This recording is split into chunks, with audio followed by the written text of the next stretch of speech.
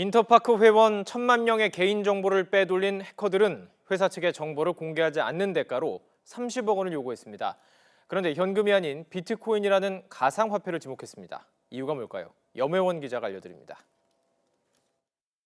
인터파크 사이트에서 막대한 양의 개인정보가 유출된 사실이 알려진 건 지난 25일입니다. 하지만 인터파크 측은 이 사실을 2주 전에 알고 있었던 것으로 드러났습니다. 그런데도 개인정보가 유출된 회원들에게는 알리지 않았습니다. 해커들과 협상을 하기 위해서였다고 합니다. 해커들이 요구한 금액은 30억 원인데 특이한 점은 돈을 현금으로 요구하지 않았다는 점입니다.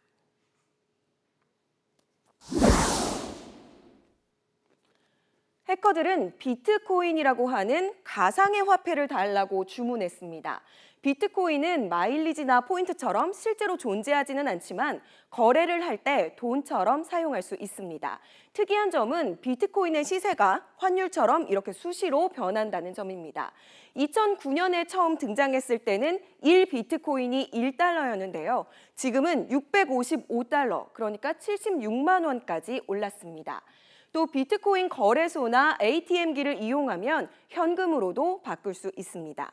그런데 현금이나 수표 등 기존의 통화는 거래하면 추적이 가능하죠. 하지만 비트코인은 법적 화폐가 아니기 때문에 감독하는 기관이 없습니다.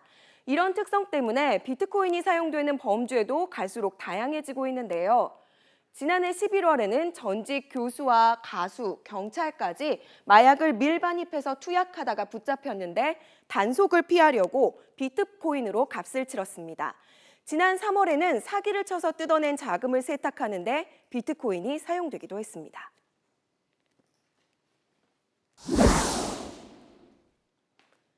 해킹 범죄, 그동안에는 대기업이나 공공기관이 주로 당했죠. 하지만 최근에는 연구기관이나 중소기업, 심지어는 개인의 컴퓨터에 침투해서 암호를 걸고 비트코인을 풀어주는 대가로 요구하는 경우도 많다고 합니다. 신고 건수도 올해 1월에는 159건에서 지난달에는 805건으로 급증했습니다. 이쯤 되면 우리 인터넷 보안 수준을 믿고 정보를 넣기가 겁이 날 정도인데요. 비트코인이라는 익명성을 보장하는 거래 수단까지 생기면서 IT 강국이라 자부하는 대한민국의 인터넷 사이트들이 속수무책으로 뚫리고 있습니다. YTN 염혜원입니다.